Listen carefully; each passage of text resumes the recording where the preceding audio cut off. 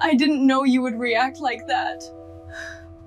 There were two versions of Eleanor Carson, the one who showed up at the office every day, organized, competent, and professional, and the one who woke up at 3 a.m. flushed with her heart racing after dreaming about her boss, again and again. Alejandro Bentivoglio didn't do anything special. He just existed, with that voice, that look, that damn cologne. And he destroyed Eleanor completely. Without even knowing it, she had a secret, one she could never reveal to him, until the day the elevator stopped on the 40th floor. Doors closed, just the two of them, and he asked, "Tell me, what is it about me that scares you?" And Eleanor, who had run away 1,000 times, who had swallowed her words, who had slept poorly for 2 years keeping it inside, couldn't take it anymore. The words came out before she could hold them back, and the world stopped. Hi, I'm Lena, the owner of this channel. Yes, I understand you guys don't really like these comments I make throughout the video, but they're important so YouTube doesn't take down my channel. So today, my special shout out goes to Jamie and Jean. Thank you all for your support. And before we start, answer me something. Does a relationship between a boss and secretary have a chance of working out? Or is it the worst thing that can happen in someone's professional career? Chapter 1. Dreams and Uncomfortable Reality. Just work? Yes, just work. It's all that matters right now. Monday morning started like every other, with the alarm going off at 7:15 and me already awake for at least 20 minutes, staring at the ceiling of my tiny Brooklyn apartment. I couldn't fall back asleep after the dream had woken me up at 3 in the morning, and now I was lying there, looking at the still ceiling fan, trying not to think about what I'd dreamed, or rather, who I'd dreamed about, again. Alejandro Bentivoglio had been my boss for 2 years, and in the 2 years before that, he'd been the owner of the company where I interned. 4 years total of professional coexistence, and in the last 2, working directly for him as an executive assistant, promoted to special projects manager. 4 years of silent torture, of feeling my heart race every time he walked into the room, of completely losing my train of thought when he got too close explaining some report. I got out of bed and went straight to the shower, letting the cold water wake me up completely and trying to erase the memories of the dream that were still too vivid in my head. It didn't work, because it never worked, but at least it gave me something to do besides lying there thinking about him. I put on the navy blue suit I always wore on Mondays, pulled my hair into a low bun, and applied the minimal makeup I wore to work. Professional, discreet, invisible. Exactly how I like to be. I arrived at the office at 8:45 in the morning, 15 minutes before the official time, because I always arrived early. The Bentivoglio group occupied the top 10 floors of a Manhattan skyscraper, and Alejandro's executive office was on the 40th floor, with a panoramic view of the entire city. I worked on the 39th, in a room that was half the size of his conference room, but it was mine, and where I could breathe without feeling that tightness in my chest that I felt every time I was near him. Willow Park was at the reception desk when I walked by, and she looked up from her computer screen with that smile that always put me on alert. We'd started as interns together 4 years ago, and she was the only person in the world who knew exactly what I felt for Alejandro, which was both a blessing and a curse, because Willow had no filter whatsoever. "He got here early," she whispered when I approached her desk, and I felt my stomach tie in a knot. "Been in his office since 8. And Eleanor?" She made a dramatic pause, looking around to make sure no one was listening. "He's wearing that gray suit. The one you said." I covered my ears with my hands before she could finish the sentence. "Willow, don't. Looks like a Renaissance painting." I felt my face heat up instantly, and looked at her with all the indignation I could muster. "I did not say that." "You did. Wednesday. Cafeteria, verbatim." She was clearly enjoying my distress, because she crossed her arms and looked at me with that air of someone who knows exactly what they're doing. I took a deep breath, trying to maintain my composure. I was describing color palette, analysis, professional. Willow let out a low laugh that made some people look in our direction, and I glared at her. "Sure. Very professional." She paused, and then her expression changed to something more serious. "And Eleanor? He asked for you as soon as he arrived. Meeting at 9, his office." My heart raced in a way that was completely disproportionate for what was just a normal work meeting. He always requested meetings, always needed reports, always had some new project he wanted to discuss. It was normal. It was work. Nothing unusual. So why was my hand shaking when I took the folder Willow handed me? "Okay, normal, work," I said, more to myself than to her. Willow leaned over the desk, whispering in that conspiratorial tone she loved to use. "Good luck with the analysis of palette." I left before she could say anything else, taking the stairs to the 40th floor because the elevator was packed and I needed a few minutes to breathe. When I reached his office door, it was exactly 9 o'clock, and I knocked 3 times before hearing his voice calling me in. "Good morning. You asked for, I started to say, but the sentence died in the air when he turned from the window. Alejandro Bentivoglio was 37 years old, had dark hair he always kept perfectly slicked back, brown eyes so dark they looked black under certain lights, and that kind of presence that made anyone in the room stop breathing for a second. The gray suit he was wearing was impeccable, tailored in a way that probably cost more than my 3 months' rent. And when he spoke, that deep voice with the subtle Italian accent that had never completely gone away hit me like it always did. Eleanor, sit. I sat in the chair across from his desk, placing the folder on my lap and composing my professional expression, the one I'd practiced in the mirror 1,000 times, the one that completely hid the fact that my heart was beating so fast I was sure he could hear it. Ready? I said, and my voice came out steady. At least that. He approached the desk, picking up a folder that was next to the computer and placing it in front of me. But instead of going back to his chair, he stood next to me, close, too close. I could smell his cologne, that damn cologne of wood and leather and something floral that must cost a fortune and that I'd probably recognize anywhere in the world. Milan report. Need complete revision. Presentation Thursday. You see? He spoke looking at the papers, but I was having trouble concentrating on anything other than the fact that he was less than half a meter away. I swallowed hard and nodded. Yes. Of course, Thursday works. I paused, flipping through the papers quickly to make sure I understood the scope of the work. Any specific priority? Section? That's when he looked at me, and I made the mistake of looking back. His eyes were fixed on mine, studying my face in a way that made me forget how to breathe for a full second. Your analysis. Creative. The one you did for Rome? Want the same style? You captured essence, in a way my Italian team couldn't. He paused, tilting his head slightly. How do you do that? I was surprised, because direct compliments from Alejandro were rare. He was generous with professional recognition in general, always thanked people for work well done, but rarely specified like this, rarely talked about something I'd done as if it were special. I research cultural context, local art, history, and weave that into the financial analysis. Makes it more human. He continued studying me for a few more seconds, and I saw something pass through his eyes, something I couldn't identify. Human, he repeated, as if tasting the word. Yes, exactly. Then he stepped away, going to the side table where there was a coffee maker. Coffee. Already had some. Thank you. He poured himself a cup, with his back to me while he stirred in the sugar. You know, it's been 4 years since you started working here. Yes, September marked it. I didn't know where this conversation was going, and that put me on alert. Alejandro turned around, holding the cup with that natural elegance he had in everything he did, and looked at me over the rim. And in that time, I never asked you, are you happy here? The question caught me completely off guard, and I blinked a few times before I could answer. Yes, very. It's the best job I've ever had. Just work? My heart gave an uncomfortable jump in my chest, and I felt a wave of heat rise up my neck.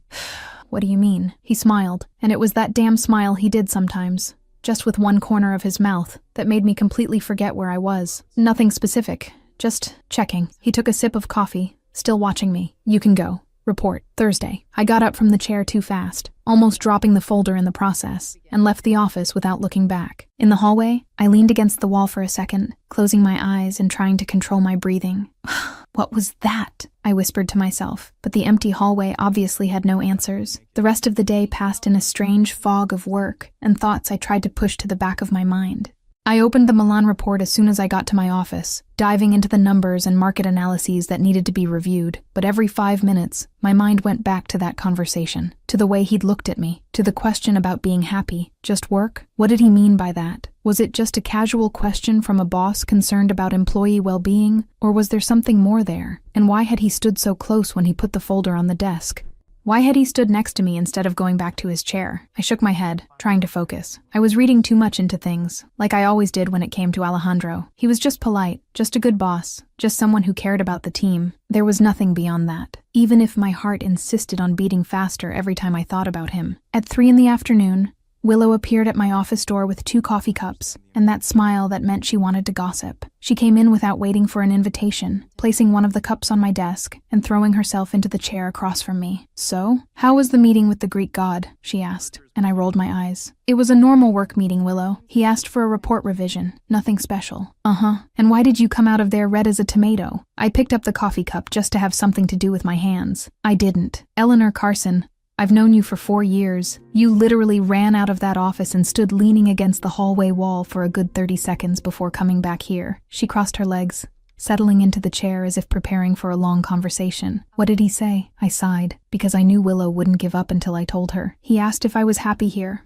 At work. She arched an eyebrow. And I said yes, that it's the best job I've ever had. And he asked, just work? The words came out in a whisper, as if saying them out loud was admitting something I wasn't ready to admit. Willow was silent for a moment, and then a slow smile spread across her face. Eleanor, he's interested. He's not. The denial was automatic, instinctive, because accepting any other possibility was too terrifying. He is. He's clearly trying to find out if you're available, if there's anything more in your life besides work. She leaned forward, lowering her voice. Eleanor, everyone in the office sees the way he looks at you. It's not normal. It's not how he looks at anyone else. I felt my face heat up again and shook my head. You're seeing things that don't exist. I'm seeing the obvious that you refuse to see. Willow took a sip of her coffee, watching me with that expression she used when she thought I was being stubborn. When was the last time you went out with someone, that you tried to meet someone who wasn't him? The question caught me by surprise, and I stared at the cup in my hands without answering. When had been the last time? I'd gone on a few casual dates over the years, dinners that had never gone beyond the first night,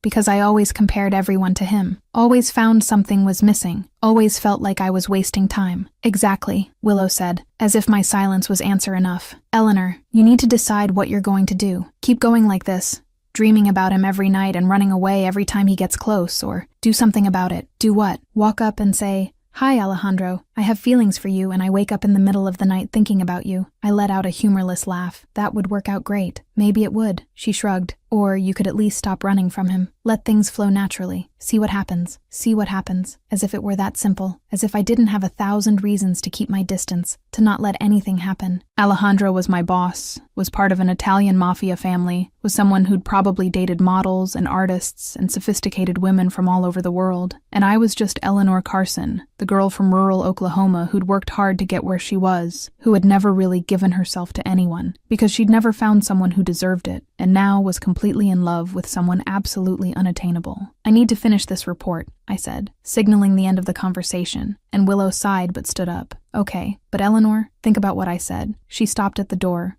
looking back. Life's too short for you to spend it running from what you feel. After she left, I sat staring at the computer screen without really seeing anything. Think about what I said. As if I did anything else besides think. As if Alejandro Bentivoglio didn't completely dominate my every thought, awake or asleep. I closed my eyes and took a deep breath, trying to focus. I had a report to revise, a presentation to prepare, work to do. I couldn't just sit here thinking about impossible things, about feelings that led nowhere. But when I opened my eyes and went back to the numbers on the screen, the only thing I could see was his smile, that corner of the mouth smile that made me forget how to breathe, and the question that kept echoing in my head. Just work? I have a feeling Eleanor's going to dream about that question. Chapter 2. Dream, Dinner, and First Moment.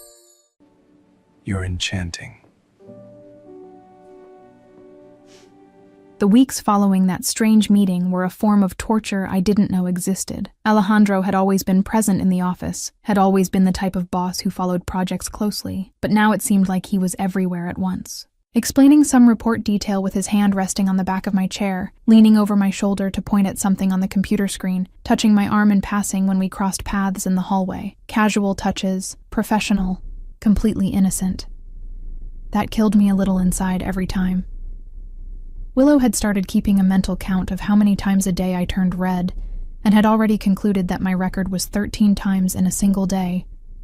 13 moments when Alejandro had gotten too close, had spoken too softly near my ear, had looked at me in a way that made my brain shut down completely. I was dying, slowly, painfully, professionally, and the worst part was that I couldn't stop dreaming about him. Every night, without exception, my subconscious decided to torture me with impossible scenarios that made me wake up with my heart racing and completely embarrassed with myself. That Thursday night, the dream was particularly cruel. The office was empty, silent, and I was alone in my room when I heard footsteps in the hallway. I knew they were his before I even saw him, because I'd recognized that sound anywhere, that confident and controlled way of walking that was uniquely his. He appeared in the doorway, still wearing the suit he'd worn during the day, but with his tie loosened and his sleeves slightly rolled up. "Eleanor," he said, and his voice came out deep, loaded with something I couldn't name but that made my stomach tie in a knot. I stood up from my chair without really knowing why, and he approached slowly, each step measured and deliberate. When he stopped in front of me, he was so close I could feel the heat from him, the cologne that always made me dizzy. And when he raised his hand and touched my face with that gentleness that contrasted completely with the intensity in his eyes, I forgot how to breathe. "I need to tell you something," he whispered, leaning closer, and I closed my eyes because I couldn't look at him anymore without feeling like I was going to fall apart. I felt his breath brush my lips, felt his fingers slide from my face to the nape of my neck, and then the alarm went off. I woke up with a start, knocking the pillow onto the floor and almost falling out of bed in the process. My heart was racing, my face was on fire, and I was sweating in a way that was completely disproportionate to the fact that it was a cold October morning and the heater wasn't even on. "No, no, no," I groaned, throwing the other pillow over my face and letting out a muffled scream of frustration. "Stop dreaming about your boss!" My phone buzzed on the nightstand, and I grabbed it with one hand, still with the pillow covering my face with the other. It was a message from Willow, sent at 7 in the morning, which meant she'd gotten to the office before me for the first time in history. Willow says, "Alejandro asked for you for a business dinner tonight.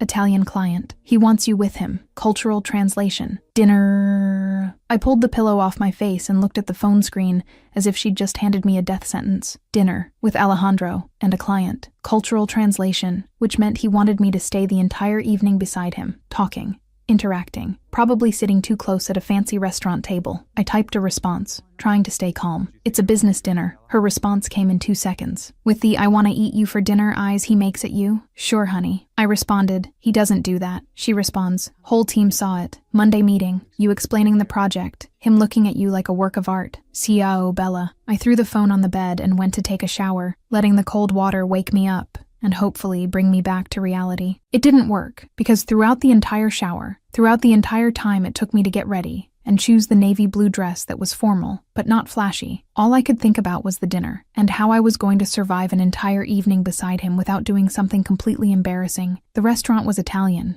obviously, a fancy place in Midtown with classic decor, low lights, and tables with impeccable white tablecloths. I arrived 15 minutes before the scheduled time because I always arrived early for everything, and found Alejandro already waiting at the bar, talking in Italian with what seemed to be the restaurant owner. When he saw me, he said goodbye to the man and came in my direction, and I had to make a conscious effort to keep breathing normally. The suit was black this time, with a white shirt that contrasted perfectly with his lightly tanned skin, and when he smiled as he approached, I felt my knees weaken. "Eleanor, punctual as always," he said, and his voice had that warm tone he used sometimes, which made me feel like I was special somehow. "You know me. Being late gives me anxiety," I replied, trying to sound casual and probably failing miserably. He laughed softly, a deep sound that reverberated in my chest, and gestured to the reserved table in the corner of the restaurant. "Marco is on his way. Should be here in 5 minutes." He paused, looking at me in a way that made my face heat up. "You look beautiful, by the way. Blue suits you." Thanking him would be admitting that the compliment had affected me, so I just smiled and mumbled something about having chosen the outfit in a hurry before sitting in the chair he pulled out for me. He sat beside me instead of across from me, and I tried not to think about the fact that this meant we'd spend the entire evening inches apart. Marco Fiore arrived exactly on time, an Italian man in his 60s with gray hair and a warm smile that lit up his entire face when he greeted Alejandro. They talked in Italian for a few minutes, too fast for me to follow completely, and then Alejandro turned to me. "Marco, this is Eleanor Carson, my special projects manager." The way he said "my" did something strange to my stomach. "Eleanor, Marco Fiore. He's considering investing in the Milan project." I greeted Marco in Italian, thanking him for coming and saying it was a pleasure to meet him, and saw his eyes widen in surprise. "Madonna! You speak Italian," he exclaimed, and then looked at Alejandro with an amused expression. "Where did you find her, Alejandro? She's perfect." The dinner went surprisingly smoothly after that. Marco was charming, and talked non-stop about his family, his business, and his memories of Bologna. I translated cultural context when necessary, explained historical references that came up in the conversation, and at some point started talking about medieval Italian history and art patrons of the Renaissance period. "Signorina Carson, where did Alejandro find you?" Marco asked again, this time laughing. "You know Bologna better than I do." I felt my face heat up, but smiled. I read a lot, and medieval Italian art has always fascinated me, especially the patrons, the way they shaped an entire cultural era through patronage. I looked at Alejandro without meaning to, and he was watching me with an intensity that made my heart skip. "It's a fascinating history." Marco raised his wine glass, toasting us. "To fascinating history." and the women who study it. He took a sip, and then his phone rang. Ah, mi dispiace. I need to answer. It's my daughter. One moment. He got up and headed toward the bar, leaving Alejandro and me alone for the first time all evening. The silence that followed was different, loaded with something I couldn't name but that made the air feel heavier, hotter. Alejandro turned in his chair to face me, resting his elbow on the table and watching me with that expression I couldn't decipher. You studied my family, he said, and it wasn't a question. It was a statement, almost a whisper. Bentivoglio, the patrons of Bologna. I felt my face catch fire and looked away at the wine glass in front of me. It's context research, professional. Eleanor. The way he said my name made me look back at him, and what I saw in his eyes left me breathless. Yes, I studied it, I finally admitted. Your family is fascinating. 400 years of history, art, politics, cultural influence. I paused, biting my lip. Sorry. It's invasive. Alejandro leaned closer, and suddenly we were so close. I could see the small golden flecks in his brown eyes, could feel his breath, could count the beats of my own heart. It's not invasive, he said, and his voice came out low, almost hoarse. It's enchanting. You're the first person in years who's been interested in the history, not the money, not the power, the history. He paused, and I saw something vulnerable pass across his face. Tell me what you know. And then I did something completely unexpected. I completely forgot about the shyness, the embarrassment, the fear of talking too much. I told him about the Bentivoglios of Bologna, about how the family had been patrons of the arts in the 15th century, about the works they'd financed, the artists they'd supported, the cultural influence they'd exerted.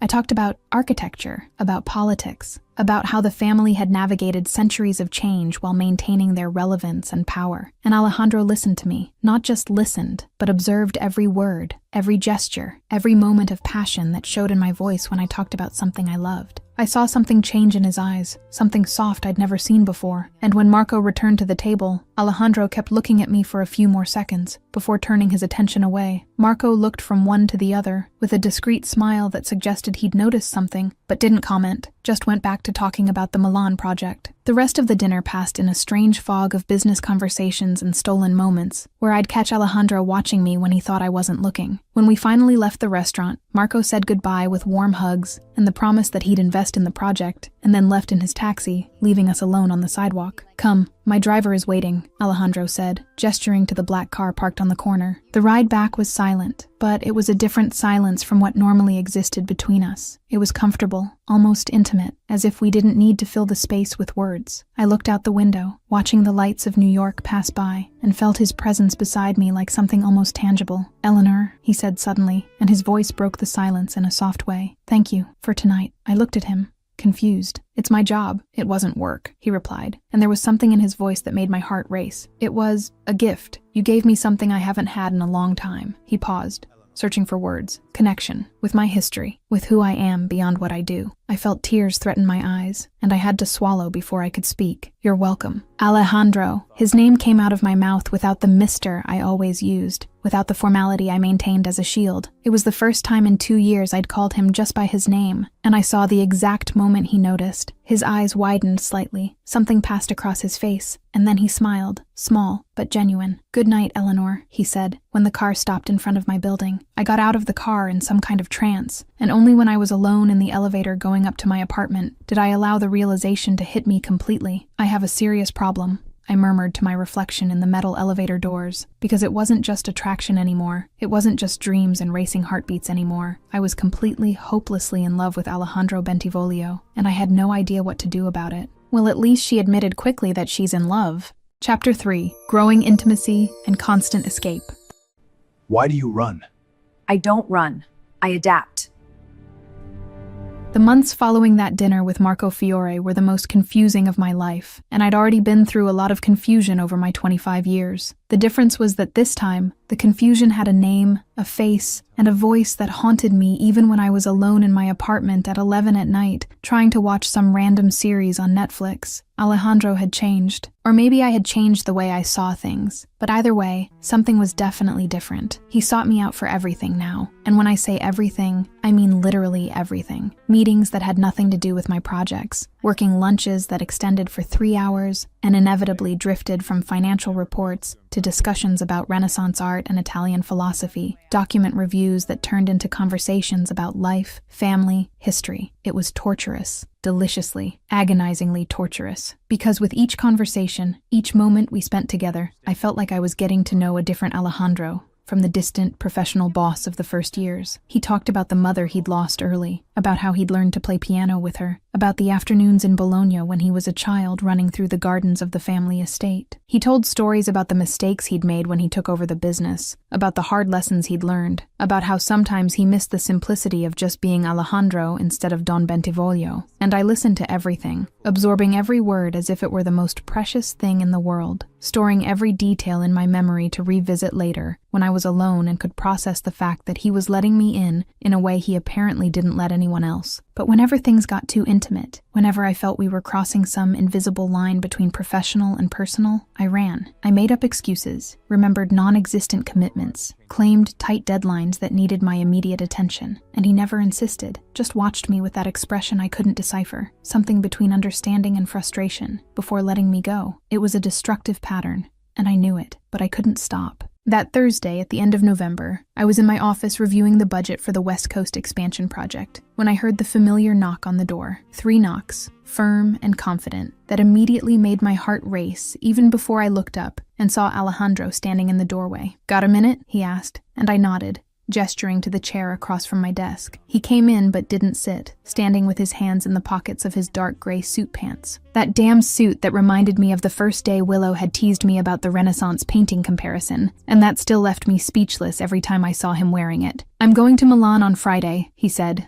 straight to the point. "Presentation for the Farini family. They want to invest in the European expansion, and I want you to come." My first instinct was professional, automatic. Of course, I'll prepare the presentation materials, the projection reports, and Eleanor, he interrupted me, and there was something in his tone that made me stop talking. "It's not just materials. I want you there, in person, at the presentation." He paused, and I saw something pass through his eyes. "And after the presentation, there's a dinner in Milan, and I want to show you the city you've studied so much. See with your own eyes everything you've read in books." I felt my heart explode in my chest, that familiar feeling of panic mixed with something like hope, and immediately my defenses went up. That's beyond the scope." Alejandro frowned, tilting his head slightly. "Scope?" "Of work," I finished, and the words came out weak even to my own ears. "Tourist dinner isn't exactly part of my responsibilities as project manager." I saw the exact moment frustration replaced confusion on his face. He took a step closer to the desk, leaning slightly forward, and when he spoke, his voice came out low but loaded with something intense. "You run. You realize that?" My stomach tied in a knot. "I don't run." "Yes, you do." He didn't take his eyes off me, and I felt like he was seeing right through all my defenses, all the excuses I'd built over the months. "Every time we get close, every time things get personal, you pull back, make up an excuse, disappear." He paused, and I heard the frustration clear in his voice. "Why?" "Because I love you," my heart screamed. "Because I have a secret you don't know. Because you're you and I'm me. Because I'm afraid you'll discover I'm completely inadequate to be by your side in any way other than professionally." But obviously, I couldn't say any of that. "It's nothing personal," I murmured, looking away at the papers on my desk. "It's just professionalism, maintaining appropriate boundaries between boss and employee." The silence that followed was heavy, suffocating. I forced myself to look back at him and saw that Alejandro was watching me with that intensity that always left me breathless, as if trying to decipher a particularly complex puzzle. After long seconds, he nodded slowly. "Okay," he finally said, and his voice came out controlled, emotionless. "Milan. Just the presentation then. Professional." He turned, going back to the desk, and picked up the folder that was next to the laptop. "Here are the details. Flight leaves Friday at 7 in the morning. Clara will make the hotel reservations." He didn't look at me when he said this, already turning his attention to some document he'd picked up, and I understood the clear message. Subject closed, boundary established. I got up from my chair, holding the folder against my chest as if it were some kind of shield. "Understood. I'll prepare." I left his office with legs that didn't seem to want to obey me properly, and when I reached the hallway, I leaned against the cold wall and closed my eyes, trying to control my breathing that was coming out irregular. "You're an idiot, Eleanor Carson," I thought to myself. "He was inviting you to something personal, something special, and you threw in his face that it was just professionalism. But what else could I have said? that yes, I wanted to go to Milan with him, wanted to see the city through his eyes, wanted to spend an entire evening talking about art and history without worrying about reports and presentations. That just thinking about being alone with him in a romantic restaurant in Milan made my heart beat so fast I was afraid I'd faint, that I was so afraid of what I felt for him that running seemed like the only safe option. I went back to my office on some kind of autopilot, finished the day's work without really remembering anything I'd done, and when I finally left the office at 7 at night, I found Willow waiting for me in the lobby. Apartment. Now, I ordered Thai food and bought wine, she announced, leaving no room for discussion. 20 minutes later, we were sitting on the floor of my tiny living room, surrounded by boxes of pad thai and spring rolls, and Willow was looking at me with that expression that meant she wasn't going to let me out of this conversation. "You ran away again?" she asked as soon as I finished telling her about Alejandro's invitation. "What was I supposed to do?" I shot back, grabbing another spring roll just to have something to do with my hands. "Go to Milan, accept the dinner? And then he'd get too close and I gestured vaguely, unable to finish the sentence. "And you?" "What?" Willow leaned forward, her eyes fixed on me. "Eleanor, talk. What paralyzes you so much?" I was silent for a long moment, looking at the wine in my glass, seeing my distorted reflection in the red liquid. I'd never told anyone, never admitted it out loud, but if there was anyone in the world who would understand without judging, it was Willow. "Willow, I started, and had to stop because the words were stuck in my throat. Never what?" I took a deep breath, feeling my face catch fire. "Been with anyone." The words came out in a whisper, and I saw Willow frown slightly, confused. "I've never slept with anyone, Willow. Never done anything. I'm pure, completely." The silence that followed was absolute, broken only by the sound of traffic outside. Willow looked at me for long seconds, and then her expression softened. "Okay," she finally said. "That's ridiculous. At 25, I know." I covered my face with my hands, mortified at having admitted it out loud. I wasn't going to say that. Willow pulled my hands away from my face, forcing me to look at her. I was going to say, "It makes sense. Why you run? Alejandro is a lot. Intense.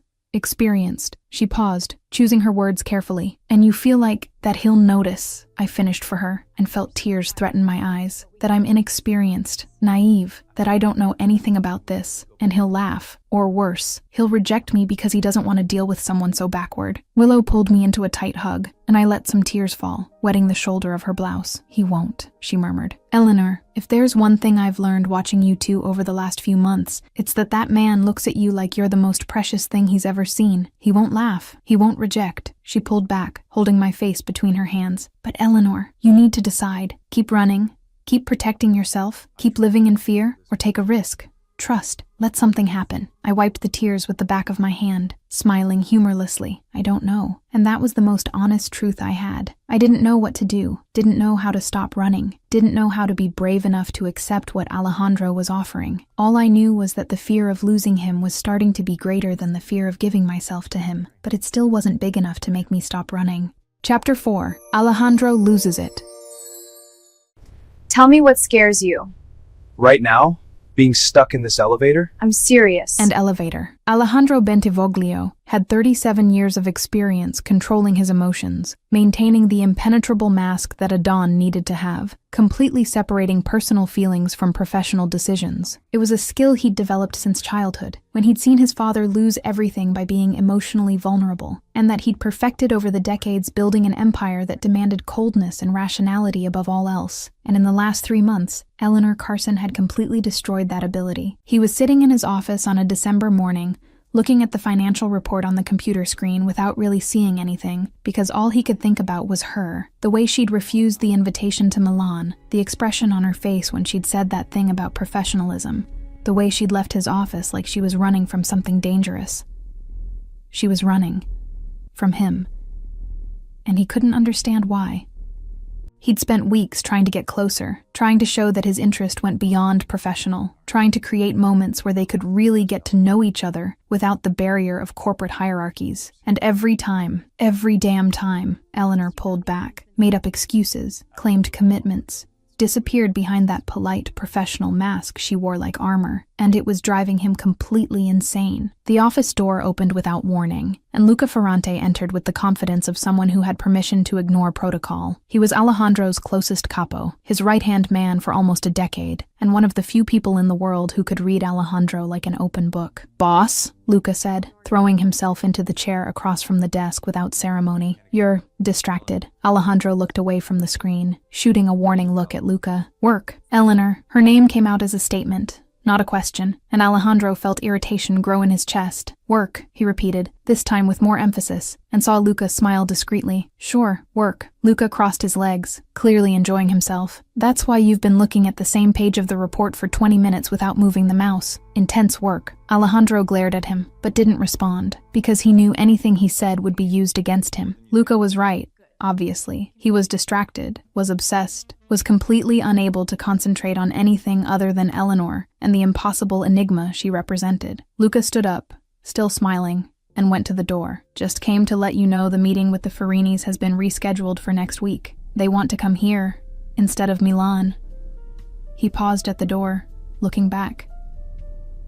"And, boss, maybe you should just ask her, directly, why she runs, instead of sitting here brooding." The door closed before Alejandro could respond, and he was alone again, staring at the empty space and considering Luca's words. Ask directly, as if it were that simple. In the 3 days that followed, Alejandro began to notice a pattern that irritated him even more. Eleanor was actively and deliberately avoiding face-to-face contact. She sent emails when she would normally come personally to his office, left for lunch 15 minutes early, and returned 15 minutes after normal time, left reports on his desk when he was in meetings. It was like she'd created an entire system to minimize any chance of them being alone. And on Wednesday afternoon, Alejandro decided that was enough. He left the office in the middle of an international call, ignoring Clara's surprised look as he passed the reception desk, and took the stairs down to the 39th floor. Eleanor's office was at the end of the hallway, a small room but with a view of the city, and when he reached the door, he saw she was alone, typing something on the computer with that intense concentration she always had when working. He knocked once on the door and entered without waiting for a response. Eleanor jumped up from her chair, eyes wide with surprise when she saw him standing in the doorway. "Alejandro, I was going to. Why are you avoiding me?" He got straight to the point, closing the door behind him. He saw the color drain from her face,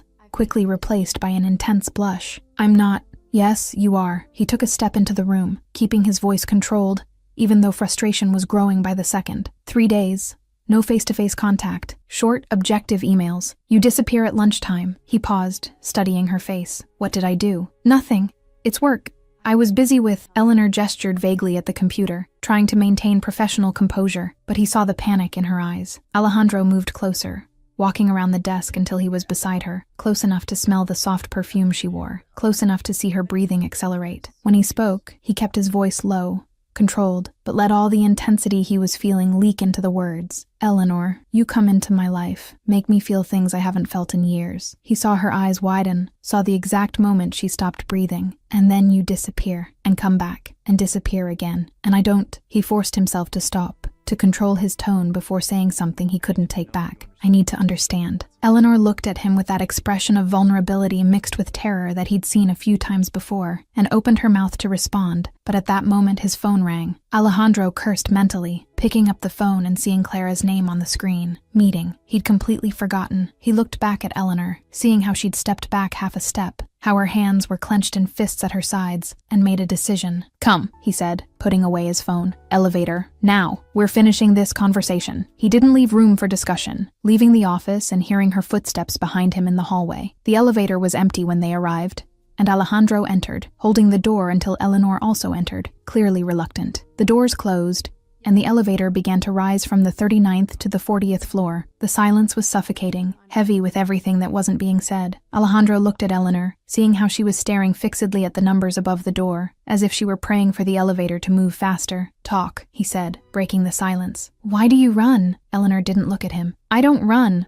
I just..." Eleanor. The way he said her name made her finally turn, and when their eyes met, Alejandro felt as if the air had been sucked out of the small space. She looked at him with that mixture of fear and something else, something intense he couldn't name, and he saw the exact moment her defenses began to crack. 30th floor, 28, 25. The tension grew with each passing number. Alejandro took a step closer, reducing the distance between them until he was close enough to touch, but without doing so. When he spoke, his voice came out soft, almost a whisper. Tell me, what scares you about me? And then the dams broke. It's not you, it's me. Eleanor closed her eyes, and he saw her hands trembling slightly at her sides. She took a deep breath, as if gathering courage, and then the words began to come out in a desperate flood. I've never been with anyone, Alejandro. Never. I'm pure, completely, and you're you. And I keep imagining and running because I'm embarrassed that I don't even know how things work. And you've probably dated models and artists and women who know what they're doing. And I'm just a girl from rural Oklahoma who dreams about her boss every night and wakes up completely red. And she stopped abruptly, covering her mouth with her hand, eyes wide with horror at what she'd just admitted. The elevator reached the 40th floor. The doors opened. Eleanor stood still, eyes closed, clearly expecting some kind of rejection, some cruel word, something that would confirm all the fears she'd just exposed. Alejandro looked at her, at this woman who had just completely opened up, handed over her deepest vulnerability into his hands, and felt something fundamentally shift inside his chest. The world stopped. Everything stopped. And suddenly, everything made sense. The constant running, the resistance, the fear in her eyes every time he got too close. She wasn't running because she didn't feel anything. She was running because she felt too much, and was afraid of not being enough. Before the doors could close on their own, Alejandro pressed the button, making the elevator start descending again. Eleanor opened her eyes, confused, looking around as if trying to understand what was happening. What? She started, but didn't finish because Alejandro stepped forward and pulled her into a hug. It was gentle, careful, but firm. Strong arms around her, holding her as if she were something precious he was afraid of breaking. He didn't say anything, because there were no words for what he was feeling, for the wave of emotions that had hit him when she'd confessed everything. Eleanor froze for a moment, completely immobile in his arms, and then he felt the moment she crumbled. Her body relaxed against his, her hands clutched at the back of his suit, and then she started to cry. Not dramatic sobs, but silent tears that wet his shoulder, soft tremors he felt through the embrace. Alejandro just held her, one hand rising to stroke her hair, the other firm on her back, keeping her close. Thank you, he murmured softly in her ear, his voice coming out hoarse, for telling me. The elevator went down and up, ignored, while they stood there embracing in the small space, and Alejandro felt something he hadn't felt in years, hope, and an absolute certainty that he wasn't going to let Eleanor go. Chapter 5. Cancelled meetings and their afternoon. I'd cancel a war. When the elevator doors finally opened again in the lobby, I was still trying to process the fact that I'd just confessed everything to Alejandro Bentivoglio. Everything. Every pathetic secret, every embarrassing fear, every thought I'd kept for months. And instead of laughing, instead of rejecting me, instead of doing any of the 1,000 terrible things I'd imagined, he'd hugged me. I felt his hand on my shoulder, firm and comforting, guiding me out of the elevator, even though my legs didn't seem to want to cooperate properly. My eyes were still swollen from crying so much, my face probably red and blotchy, and the only thing I wanted was to disappear into a hole and never come out. Alejandro took his phone from his pocket, dialing a number while keeping me close to him with his other hand. When Clara answered, I heard her efficient voice on the other side, probably already starting to list the day's appointments. Clara, cancel everything. Today, he said, his voice coming out with that natural authority that left no room for discussion. There was a pause, and then he added, tomorrow too, if necessary. He hung up, without waiting for a response. I looked at him, confused and still kind of dazed from everything that had happened. You canceled? Yes, but you had the meeting with canceled, and the Milan client who was going to canceled. He looked at me, and there was something in his eyes that made my heart give a strange jump in my chest. Eleanor, stop. His voice softened, becoming almost gentle. Some days have meetings. Today has you. I felt like the floor had disappeared from under my feet. He'd canceled everything. For me. Because I'd had an emotional breakdown in the elevator and revealed all my most pathetic secrets. And instead of sending me home with a polite pat on the back, he was staying with me. You didn't have to, I started, but he interrupted me with a look. Eleanor, he stopped walking, turning to face me completely. You revealed something difficult, something you've been carrying for a while, and you were afraid of rejection. He paused, and I saw something intense pass across his face. I'd cancel a war for that. A meeting is easy. I couldn't respond, because the words had gotten stuck in my throat along with more tears that threatened to fall. He gestured to the private elevator in the corner of the lobby, the one only he used, and guided me in that direction. "Come," he said, pressing the button that called the elevator. "My apartment is on the 42nd floor. It's private. We can talk without interruptions." The apartment. His. Private. My brain was having trouble processing this information, but I followed him into the elevator anyway, because apparently I'd stopped having control over my own decisions at some point in the last half hour. When the doors opened directly into what could only be described as a spectacular penthouse, I stopped at the entrance and just looked around with my mouth slightly open. Floor-to-ceiling windows with a panoramic view of New York, dark, gleaming hardwood floors, bookshelves full of books that went to the ceiling, artwork on the walls that I recognized as originals even from a distance. And in the center of the room, impossible to ignore, a black grand piano that gleamed under the natural light coming through the windows. "You live here?" I asked, still standing at the entrance like an idiot. Alejandro went to the kitchen, which was all white marble and stainless steel appliances that probably cost more than my car. "When I'm in New York, I have properties in Bologna and Milan, too." He turned, resting his hands on the counter. "Tea? Coffee?" My eyes had already returned to the piano, drawn like a magnet. It was beautiful, perfect, the kind of instrument you saw in concert halls and never in normal people's homes, even though Alejandro was far from a normal person.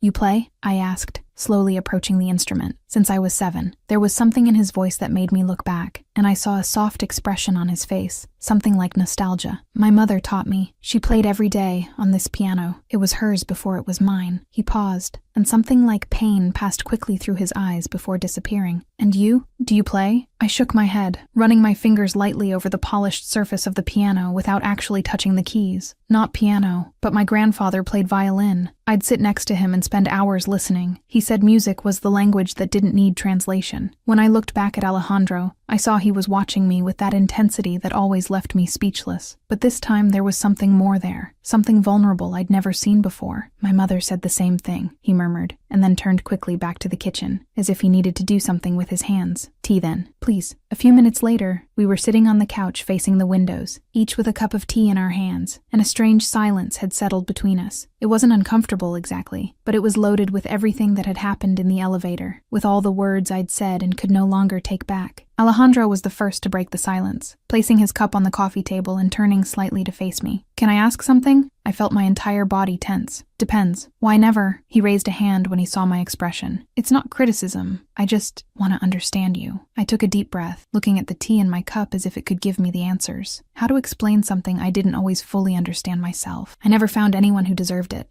I finally said, and the words came out more honest than I intended. I looked at him, feeling my face heat up. "Does that sound weird?" "No." The answer was immediate, firm. "It sounds rare and admirable." I let out a humorless laugh. "You don't think it's backward? Being 25 and never having—" "I think you have your own sense of worth, and you refuse to compromise." Alejandro interrupted me, and there was something so serious in his eyes that made me stop breathing for a second. "That's strength, not being backward." The tears came back, but this time they were different. They weren't from shame or fear, but from something warm and comforting that spread through my chest. "Thank you," I whispered.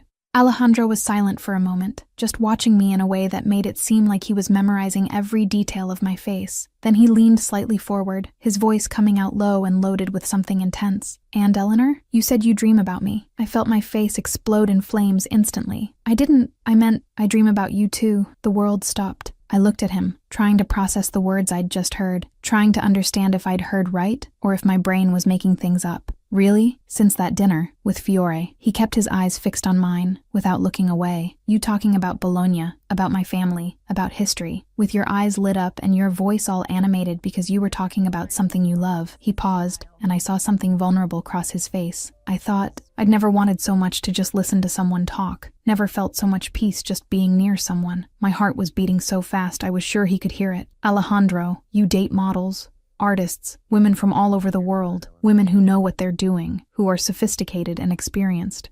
He moved closer, raising a hand and touching my face with a gentleness that contrasted completely with the intensity in his eyes. "The woman who makes me feel things I forgot existed," he said, his voice coming out almost in a whisper. "Hope, peace, the desire to be just Alejandro instead of Don Bentivoglio." His fingers traced a soft line from my cheek to my chin. "That's worth more than all the rest. More than experience, more than sophistication. It's real, and it's rare. I don't know who moved first, whether it was me leaning toward him or him moving closer to me, but suddenly the distance between us had completely disappeared. I felt his breath brush my lips, saw his eyes darken slightly, and then he paused, waiting, asking, giving me the choice. I closed my eyes and closed the final distance. The kiss was soft, gentle, almost hesitant, soft lips pressing against mine with a gentleness that made tears threaten my eyes again. It wasn't like in the dreams.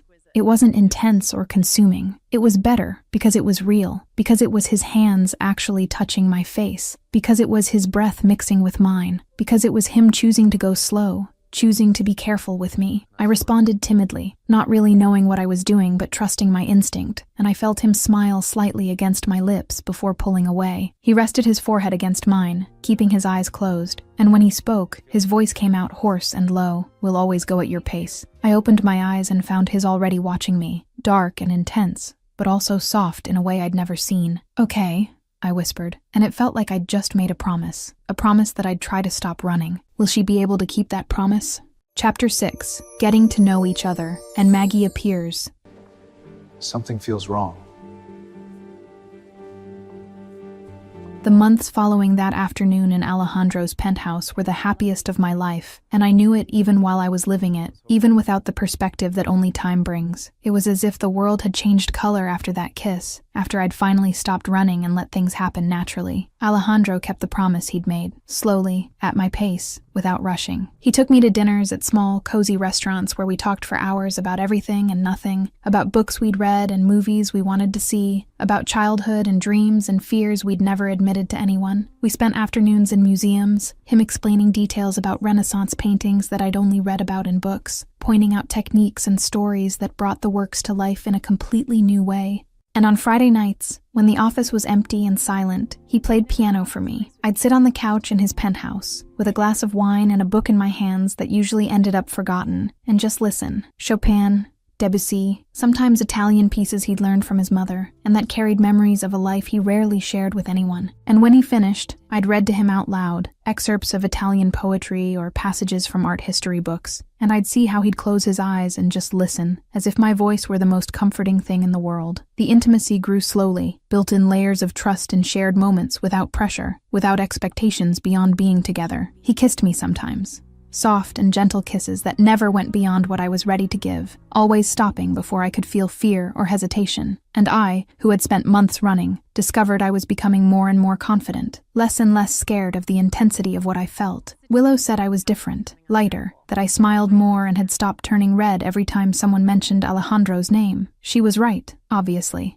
I was different because for the first time in my life, I was letting someone really know me, without masks, without defenses, without fear of not being enough. And Alejandro knew me. He knew the way I bit my lip when I was nervous, how I always ordered tea instead of coffee after 6 in the evening, how my eyes lit up when I talked about medieval Italian history. He knew my fears and my insecurities, and still stayed, still chose to be with me. It was scary and wonderful at the same time. In March, Alejandro sponsored a contemporary Italian art exhibition at a gallery in Chelsea, and invited me to accompany him to the official opening. It wasn't the first time we'd appeared together at public events, but it was the first time I was officially by his side, not as an employee, but as whatever we were. Girlfriend seemed too simple a word for what we had, but it was the closest thing.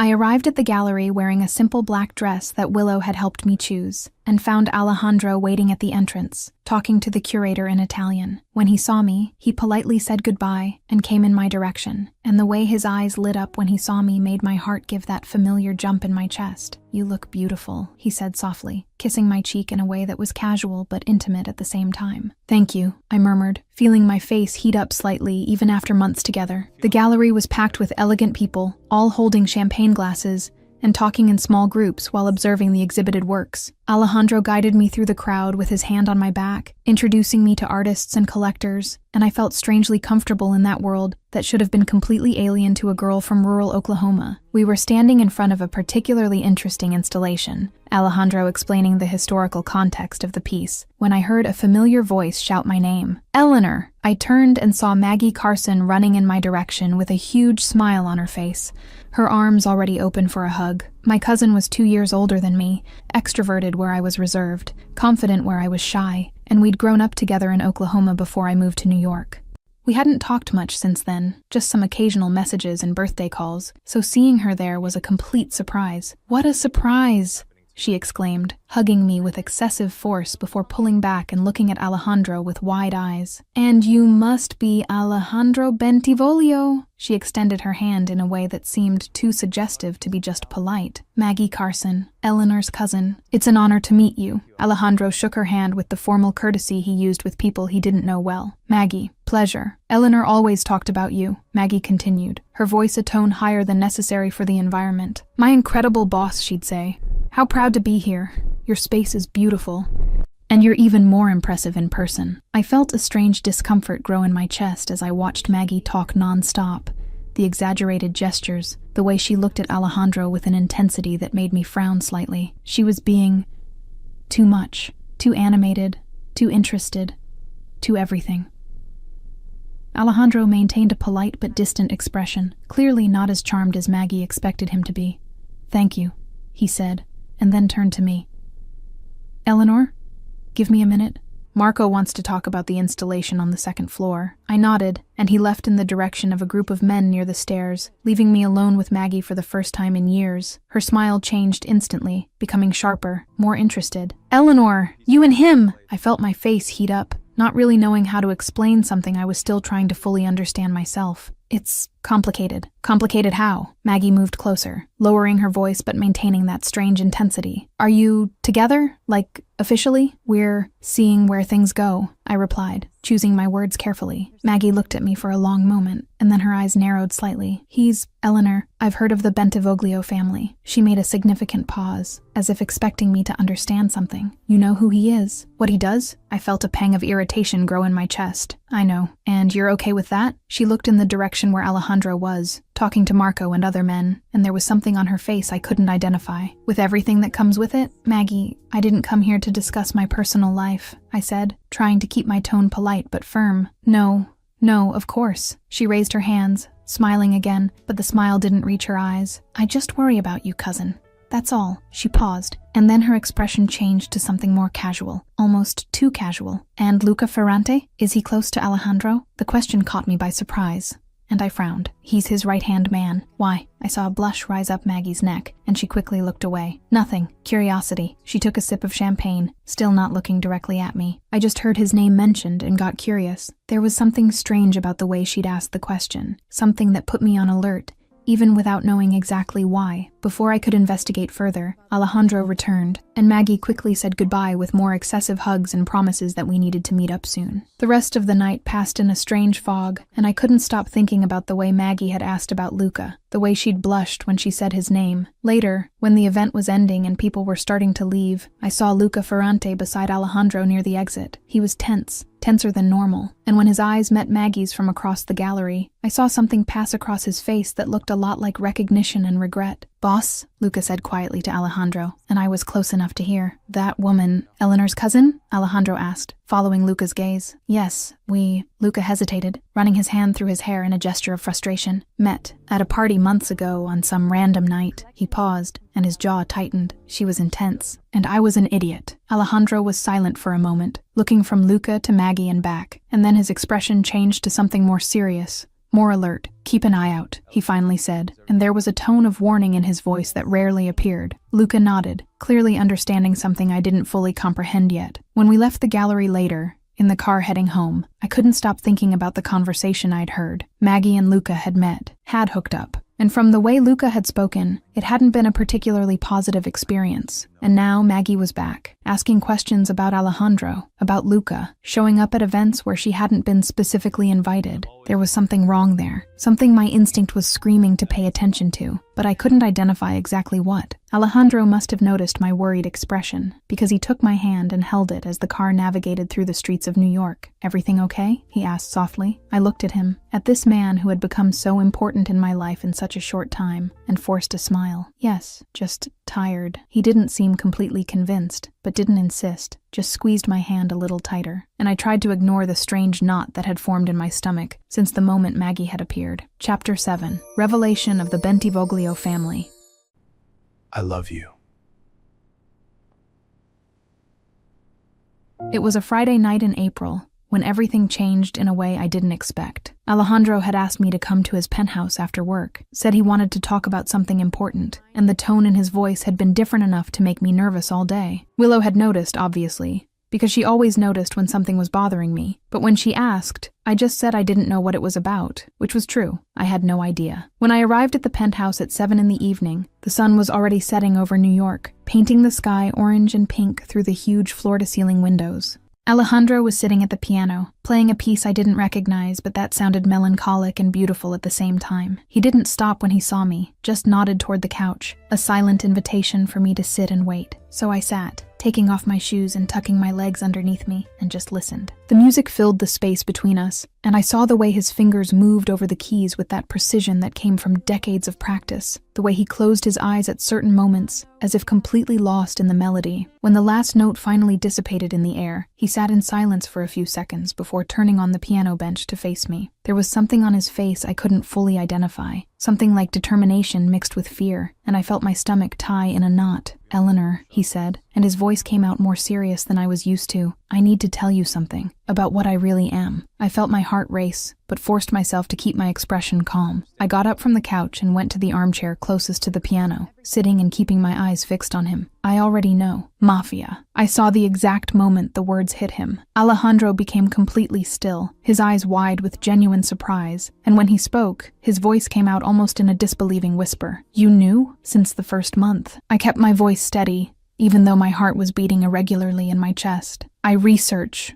Remember?" I paused, choosing my words carefully. Bentivoglio family, Bologna, legitimate businesses, and others. Current Dawn, you. I took a deep breath. "I know." Alejandro kept looking at me as if he were seeing a completely different person from the one he thought he knew. He slowly got up from the piano bench, taking a few steps in my direction before stopping, running his hands through his hair in a gesture of frustration I rarely saw in him. "And you stayed?" The question came out loaded with something vulnerable, something that made my chest tighten. "You knew what I was, what I do, and still stayed?" I stood up too, closing the distance between us until we were just inches apart. "I stayed because I see what I see. Alejandro the man, not just the title, not just what you do." I placed my hand on his chest, feeling his heart beating fast underneath. "I see who you are when you play piano, when you talk about your mother, when you look at me like I'm the only person in the world who matters." I paused, feeling tears threaten my eyes. "But I hear you. Tell me what you want to tell me." Alejandro took my hand that was on his chest, holding it firmly, and guided me back to the couch. We sat side by side, still holding hands, and for a long moment he just looked at our intertwined hands, as if gathering courage for the words he needed to say. "My mother died when I was 8, he finally began, and his voice came out low, loaded with an old pain that had never completely healed. "Rivals. They killed her to get to my father, to show that he was vulnerable, that he had weaknesses that could be exploited." He closed his eyes, breathing deeply. I remember hearing the gunshots, running to her room and seeing everything. I squeezed his hand tighter, feeling tears begin to fall down my face silently. My father took over as Don after that, alone, without her by his side,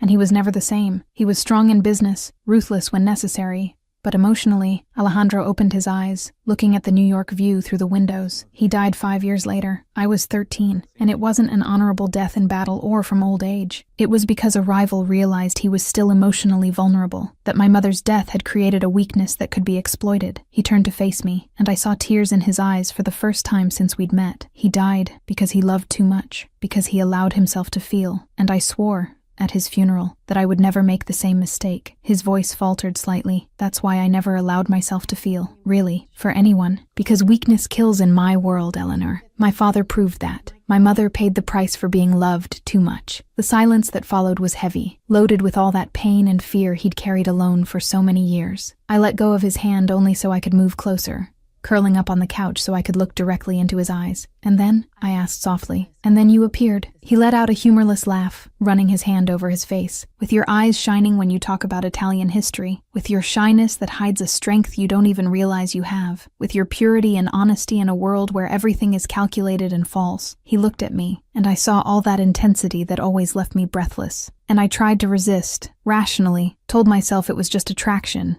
just professional admiration, that it would pass. But it didn't. I completed for him. No, the word came out definitive. Because you're impossible to resist, Eleanor Carson. You came into my life as a competent employee and somehow became the only thing that makes me want to risk everything I swore never to risk again. Tears were falling freely down my face now, and I made no effort to wipe them away. Alejandro, I understand the fear of losing, of being vulnerable, of loving someone so much that the possibility of losing them completely paralyzes you. I took his face between my hands, forcing him to look at me. I know that fear intimately, because I feel the same way about you. I saw something break in his eyes, some final defense he'd kept up until that moment. But we can't let fear steal everything, I continued, my voice coming out firm even through the tears. We can't let what happened to your parents determine the rest of our lives. Because if we do that, if we let fear win, then the rivals who took your mother and father from you win again. They rob you of the chance to be happy, and you know it. Alejandro was silent for long seconds, just looking at me with that intensity that always made me feel like I was being seen completely, without masks, without defenses. Then he held my wrists, keeping my hands on his face, and when he spoke, his voice came out hoarse and loaded with emotion. Yes, I know. He took a deep breath, as if preparing to jump off a cliff. And Eleanor, I love you. The world stopped, completely, terrifyingly, in a way that keeps me up at night, because I can't stop thinking about you, in a way that makes everything I swore about never falling in love seem ridiculous and insignificant. He moved one of his hands to touch my face, wiping away the tears with his thumb. I love you, Eleanor, and I'm scared, but I love you more than I'm afraid. I sobbed, a sound that was half laugh and half cry, and threw myself into his arms. I love you too, for so long. I laughed through the tears, hiding my face in his neck. Since that damn gray suit, I felt his body shake with laughter, and he pulled me back slightly just so he could look at me with a confused but amused expression. Suit? I covered my face with my hands, mortified at having mentioned that out loud. Don't ask. Oh, now I need to know. He pulled my hands away from my face, still laughing. What suit? The gray one, I murmured, my face probably red as a tomato. You wore it to a meeting early on, and I told Willow you looked like a Renaissance painting, and she never let me forget it. Alejandro let out a genuine laugh, the kind of laughter I rarely heard from him, free and real and completely unguarded. You compared me to a Renaissance painting? I was nervous, and you kept getting too close.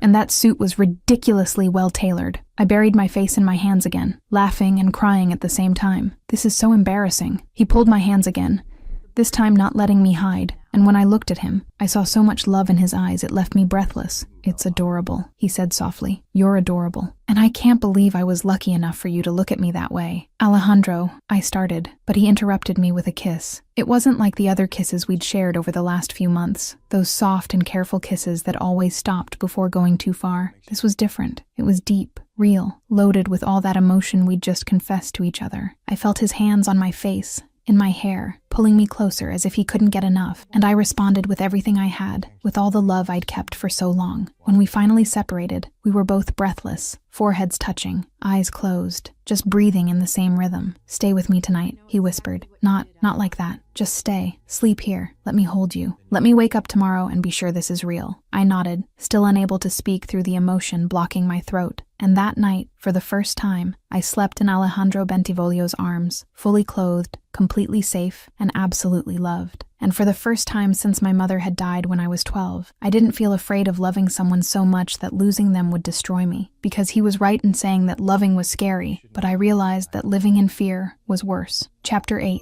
Maggie Explodes and the Carson Family. You won't face this alone. The week following that night was like living in a dream I didn't want to wake up from. Alejandro and I spent every night together, either at his penthouse or at my tiny Brooklyn apartment that he pretended not to find completely inadequate, even though I knew he was being polite. We talked late into the night about everything and nothing, fell asleep intertwined, and woke up with the certainty that we'd found something rare and precious that was worth any risk. On Saturday, we went to lunch at a small cafe in the West Village, one of those cozy places with sidewalk tables and a menu written by hand on a blackboard. It was a beautiful spring day, the sun pleasantly warm, and I was so happy I didn't even notice when Alejandro took my phone from the table and took a photo of us. "What are you doing?" I asked, laughing when I saw him analyzing the photo with that concentration he used for everything. "Recording," he simply replied, showing me the screen. It was a simple photo, both of us smiling, my head slightly tilted toward him, his hand visible holding mine on the table. Nothing over the top, nothing obvious, just us. "Can I post it?" I felt my stomach give a small nervous jump. Posting meant making it public, meant people would know, meant there would be no going back or pretending we were just boss and employee. But when I looked at him, at those dark eyes watching me with so much affection, the decision was easy. "You can," I replied, and saw the smile that spread across his face. He posted the photo on his Instagram with a simple caption in Italian that I had to mentally translate, "La mia luce," my light, and my heart completely melted. What I didn't expect was that this simple photo, this gesture of innocent happiness, would become the trigger for everything to fall apart. On Monday morning, I woke up with my phone vibrating insistently on the nightstand. I was still at Alejandro's penthouse, wrapped in his silk sheets that probably cost more than my monthly salary, and he'd already left for an early meeting he couldn't cancel. I grabbed the phone half-dazed with sleep and saw 15 unread messages in the Carson family group chat. My stomach sank instantly. I opened the group with slightly trembling hands and started reading. Aunt Ruth, Maggie's mother, said, "Eleanor Marie Carson, I need you to call me immediately."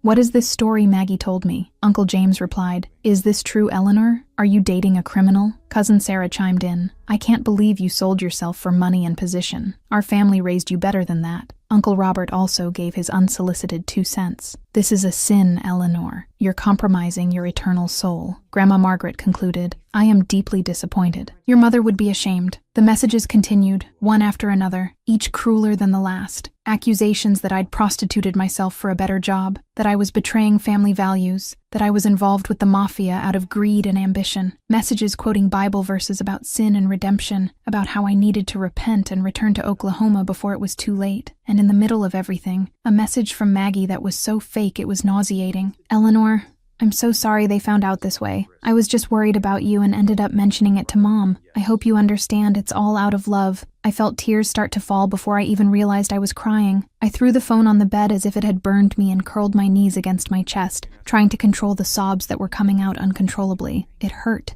It hurt more than I expected because it was my family, the people who were supposed to support me unconditionally, and they had judged and condemned me without even bothering to ask for my side. Not one message asking if I was okay, not one call wanting to understand. Just accusations and disappointment and shame. My phone rang, and I saw Willow's name on the screen. I answered, sniffling, trying to control my voice. "Eleanor, did you see the group?" Her voice was loaded with concern. "I saw," I managed to say through the sobs. "I'm coming over. What's the address of Alejandro's penthouse?" I gave her the address with my voice shaking, and 20 minutes later, Willow was sitting next to me on the bed, hugging me while I cried on her shoulder. "This is Maggie, clearly," she said with anger in her voice. She saw the photo, got jealous, and ran to tell Aunt Ruth in the most damaging way possible. "I know," I murmured, wiping my face with the back of my hand, "but it hurts, because the family believes it, without even asking, without even trying to understand." I took a deep breath, feeling a new wave of sadness. "And Alejandro, he's going to have to deal with their judgment. Conservative family from Oklahoma, who think he's the devil incarnate. They'll never accept him." Willow held my face between her hands, forcing me to look at her. "Eleanor, do you care what they think? They're my family. They're people who judged you without knowing the full story, who believed gossip instead of trusting you." She wiped my tears with her thumbs. "You have to decide what matters more, their approval or your own happiness." Before I could respond, I heard the sound of the private elevator opening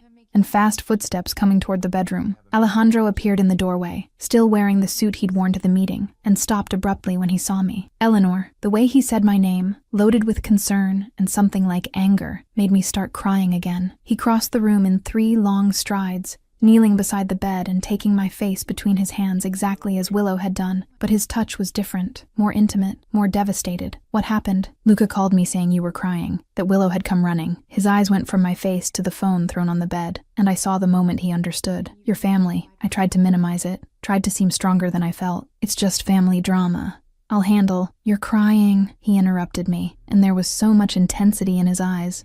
It made me stop talking. "I'm fine," I lied weakly. Alejandro didn't respond, just pulled me into a tight hug, and I crumbled again, crying into his chest while Willow discreetly left the room to give us privacy. He held me until the sobs diminished, one hand stroking my hair, the other firm on my back. When I finally managed to control myself enough to speak, I pulled back slightly and wiped my face with trembling hands. Alejandro moved to sit on the bed next to me, but kept one hand holding mine. "They saw the photo," I explained with my voice still failing. "And Maggie, she told my aunt, said I sold myself to you, that that I'm with you for money and position, that I'm a disgrace to the family. More tears fell, and they believed it, without even asking, without even trying to understand. I saw Alejandro's jaw tighten, that expression he had when he was furious but controlling himself. He picked up the phone that was on the bed and read the messages in silence, and with each line he read, I saw the anger grow in his eyes. "This is unacceptable," he finally said, his voice coming out controlled but dangerous. "They have no right to talk to you like this, to make accusations without knowing the facts." Alejandro, he turned to face me completely, and then did something that caught me completely by surprise. He got off the bed and knelt on the floor in front of me, getting at eye level with me, holding my face between his hands with a gentleness that contrasted with the intensity in his voice. "Listen," he said, keeping his eyes fixed on mine. "What your family thinks, it's legitimate pain. Don't minimize it. You have the right to be hurt, to be devastated, to feel betrayed by people who should support you unconditionally." He wiped my tears with his thumbs. "But Eleanor, I face this with you. Not for you, with you. Understand?" I nodded, unable to speak through the lump in my throat. "If you want to go to Oklahoma and confront them in person,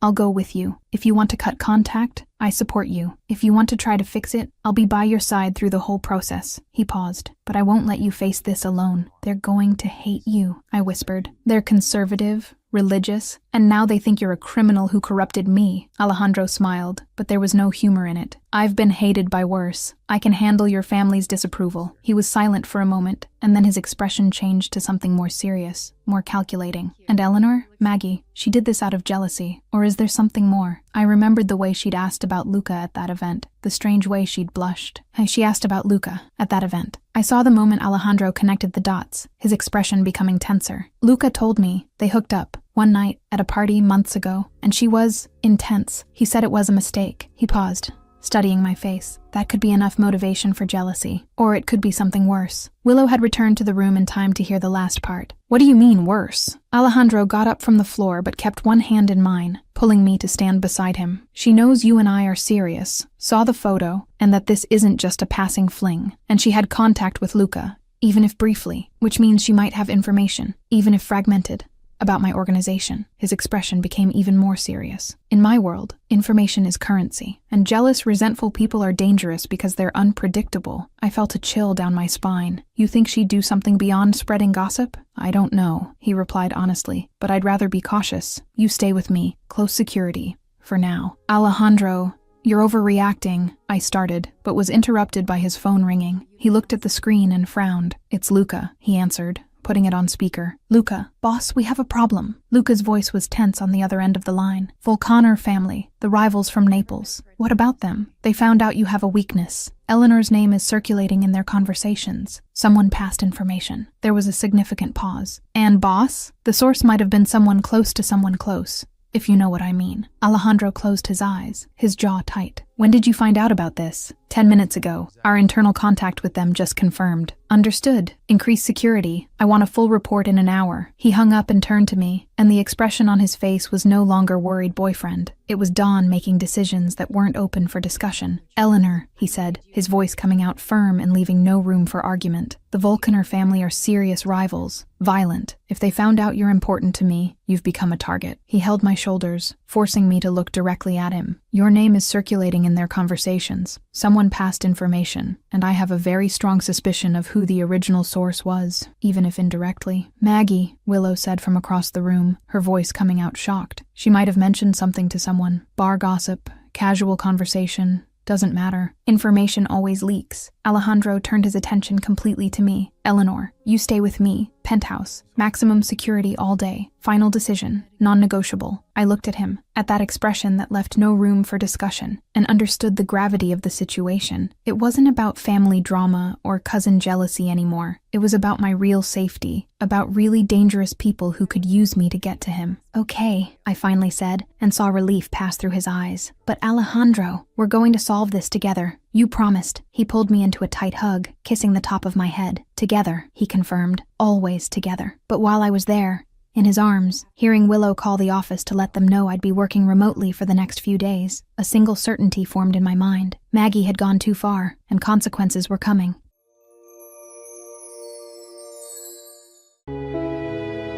Care to dance, Eleanor?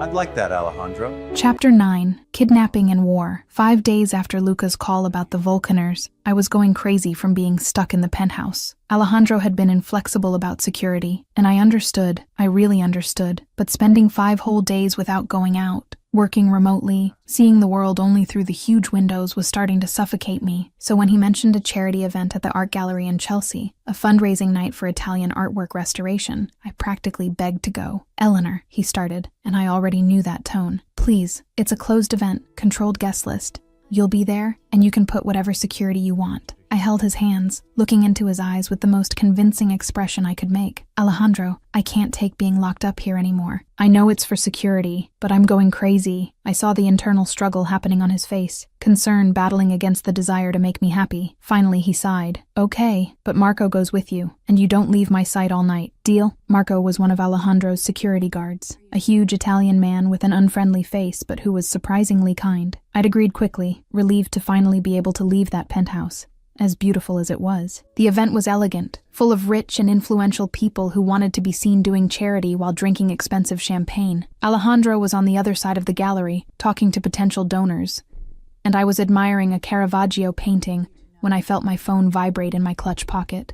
It was a message from Willow, asking how the event was going, and I headed toward the small garden at the back of the gallery to call her where the noise would be lower. Marco was right behind me, keeping a respectful distance but always alert. That's when I heard the commotion coming from the garden entrance. I turned in time to see 2 men appear, one of them throwing something on the ground that exploded with a blinding flash and thick smoke that spread quickly. Marco shouted something in Italian, moving in my direction, but another man appeared out of nowhere and hit him with something that made him fall to the ground. I tried to run, scream, do anything, but strong arms grabbed me from behind, a large hand covering my mouth before I could make any sound. I struggled, kicked, tried to bite the hand holding me, but it was useless. They were too strong, too trained. I felt a prick in my neck, something being injected, and the world started to blur at the edges. The last thing I saw before everything went dark was Marco trying to get up from the ground, blood running down his forehead, screaming something I couldn't understand, and then nothing. I woke up with my head throbbing and my mouth dry, lying on a cold concrete floor. It took a few seconds for my eyes to adjust to the low light, and when I could finally focus, I realized I was in some kind of abandoned warehouse. The windows were dirty and broken. There were old boxes piled in corners, and the smell of mold and dampness was strong enough to make me feel nauseous. I tried to move and realized my hands were tied behind my back, and my ankles were also bound. Panic began to grow in my chest, but I forced myself to breathe deeply and stay calm. Panicking wasn't going to help anything. The little princess woke up.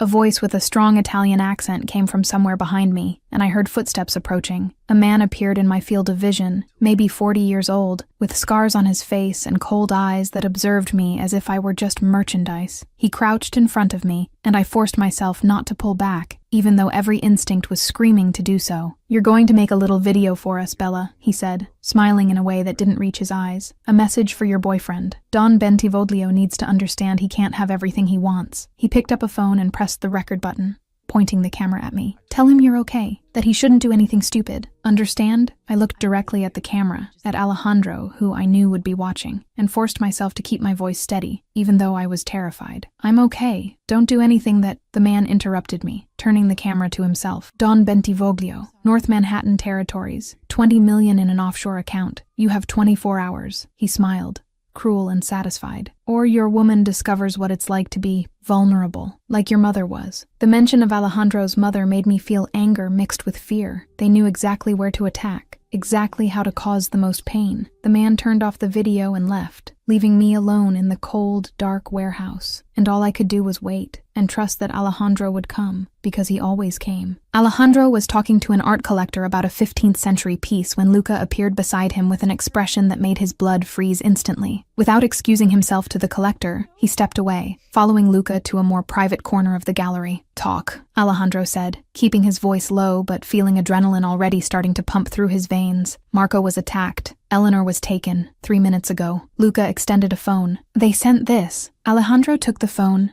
and pressed play on the video, and felt like the ground had disappeared from under his feet when he saw Eleanor on the screen. She was tied up, clearly scared, but maintaining her composure in a way that would have filled him with pride in any other circumstance. "I'm okay. Don't do anything that—" And then the voice. That damn voice with a Neapolitan accent he recognized immediately. Vulcaner, North Territories, 20 million.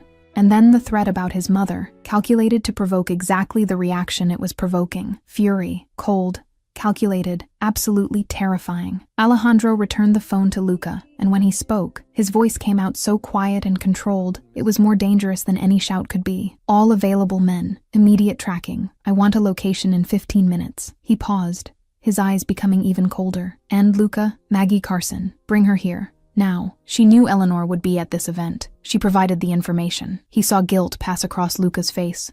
Panic in his eyes. Boss, I didn't know I know you didn't know. Alejandro interrupted him, keeping his voice controlled. That's why you live. That's why you still work for me. You were used, manipulated by someone who knew exactly how to do it. He took a step closer. But now you're going to fix it. You will. Luca left practically running, and Alejandro stood there for a moment, allowing himself 3 seconds of pure terror before pushing the emotion to the back of his mind and letting the dawn take over completely. Eleanor was in danger, and he was going to bring her back, no matter the cost. 30 minutes later, Alejandro was in the gallery's private office when Luca returned, practically dragging Maggie Carson by the arm. She was visibly terrified, her eyes wide when she saw Alejandro standing near the window, hands in his pockets, expression completely empty of emotion, which was infinitely more terrifying than if he were visibly furious. Sit, he said, his voice coming out too calm. Maggie sat in the chair Luca pushed toward her, her hands visibly trembling. Alejandro, you knew Eleanor would be at this event tonight, he interrupted her, still not raising his voice, still maintaining that deadly calm. Because I mentioned it at the office, in front of several people, and you were there, visiting Luca. He saw the color drain from her face. You passed that information to someone, for money, for revenge. I don't care about the reason. He finally moved, walking slowly toward her until he was standing directly in front of the chair. Eleanor was kidnapped 40 minutes ago, by people who knew exactly where she'd be, exactly when, exactly how security would be positioned. I didn't know they were going to kidnap her, Maggie exploded, tears starting to fall. They just asked for information, said it was just to scare you. They paid me $5,000 and I thought, you thought what? Alejandro's voice cut like a blade, still low, but loaded with ice. That betraying my family, putting Eleanor in danger, wouldn't have consequences. Maggie was sobbing now, words coming out jumbled. I was jealous, okay? She has everything. You, the perfect job, the perfect life, and I have nothing. Luca used me and threw me away. You don't even look at me, and Eleanor just has everything without even trying. Where are they? Alejandro said, and it wasn't a question. Now, you know. He saw hesitation on her face, the last vestige of self-preservation battling against fear. Where? He didn't shout, but the tone of absolute command in his voice made Maggie practically jump from the chair. Warehouse in Brooklyn. Ferreira Street, number 44. I swear I didn't want her to get hurt. I just wanted you to see that she brings danger, that she's not good for you. Alejandro was already leaving, Luca right behind him, leaving Maggie alone in the office with 2 guards at the door. In the car on the way to Brooklyn, Luca looked at him with concern. Boss, it could be a trap. They might be waiting for you to go personally. I don't care, Alejandro replied, checking the gun he kept in the holster under his suit. If it's a trap, it's a trap. But I'm going. Personally, because Eleanor was his, and no one touched what was his without paying the price. The rescue was quick, professional, and almost frighteningly efficient. Alejandro's men surrounded the warehouse in less than 5 minutes, eliminating the external guards without a single shot being fired. When they finally broke down the main door, they found Eleanor exactly where Maggie had said she'd be, tied up, but unharmed, and only 3 men inside who were quickly subdued. Alejandro crossed the warehouse in long, quick strides, kneeling beside her and cutting the ropes binding her hands and feet with a knife he pulled from his pocket. When she was free, Eleanor threw herself into his arms, and he held her like she was the most precious thing in the world. I've got you, he whispered in her ear, pressing her against his chest. You're okay, I've got you. He felt her body shake with silent sobs, her hands clutching at his suit as if afraid he'd disappear. I knew you'd come, she said through the tears, her voice muffled against his chest. I knew. Alejandro pulled back just enough to look at her, to verify with his own eyes that she was really okay, that she had no injuries beyond some scratches on her wrists where the ropes had been too tight. He kissed her forehead, then her hair, then her tear-wet cheeks. Always, he promised, his voice coming out hoarse with emotion. Understand? I always come. For you. Always. And as he carried her out of that horrible warehouse, back to the safety of the armored car waiting, Alejandro made a silent promise. The Volcaners would pay, Maggie would pay, and he'd make sure nothing like this happened again, no matter the cost. Chapter 10. Real Confrontation and Purity. We go at your pace. that transforms the first days after the kidnapping passed in a fog of intermittent sleep and Alejandro refusing to leave my side. He'd canceled everything again, ignored important calls, postponed meetings that probably cost millions, all to sit at the edge of the bed watching me as if afraid I'd disappear. It was on the afternoon of the third day when I finally asked the thing that had been circling my mind. "And Maggie?" I saw his fingers stop typing on the laptop. His jaw tightened slightly. He closed the computer before turning completely to face me. And when he spoke, his voice was carefully controlled. "Safe.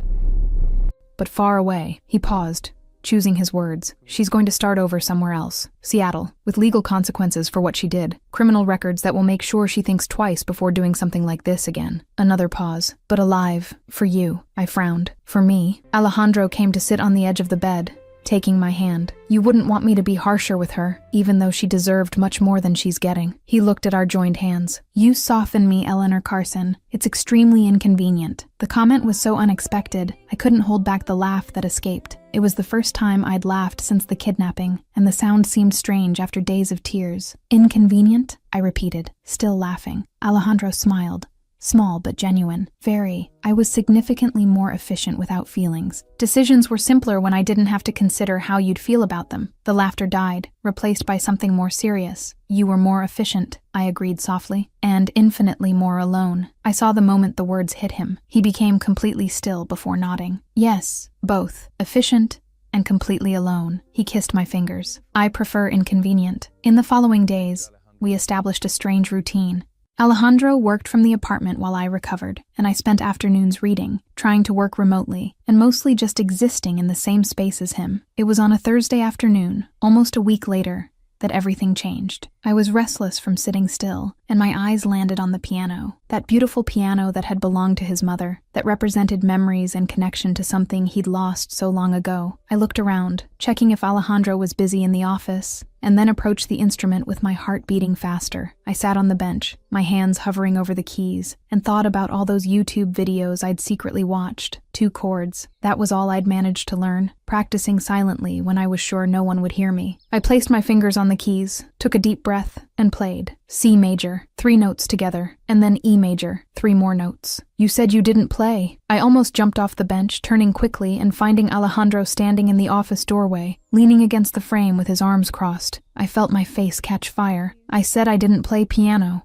"Technically true. This isn't playing. It's pressing keys in a minimally coordinated way." I looked away, but I learned 2 chords with YouTube to impress someone. The silence made me look back, and I saw that Alejandro was smiling openly and genuinely. He crossed the room and stopped beside the bench. "You learned piano chords," he said, "to impress me." Still mortified, I replied, "I neither confirm nor deny." Alejandro let out a low laugh, and then sat on the bench beside me, our bodies touching from shoulder to hip in that small space. "Teach me the chords?" he asked. I looked at him with disbelief. "I teach you? You who've played since you were 7? You learned from me," he replied simply. "I learn with you. Seems fair." There was something so sincere in that I felt tears threaten. I blinked quickly and carefully took his right hand. C major, like this. I positioned his fingers on the correct keys, pressed together. He pressed, and the sound filled the space between us. I saw the moment something changed in his eyes, when he realized my hand was still over his, guiding, touching. There was an intimacy in that which was different from everything we'd shared. "And now?" he asked, his voice lower. "E major, like this." I moved his hand to the next keys,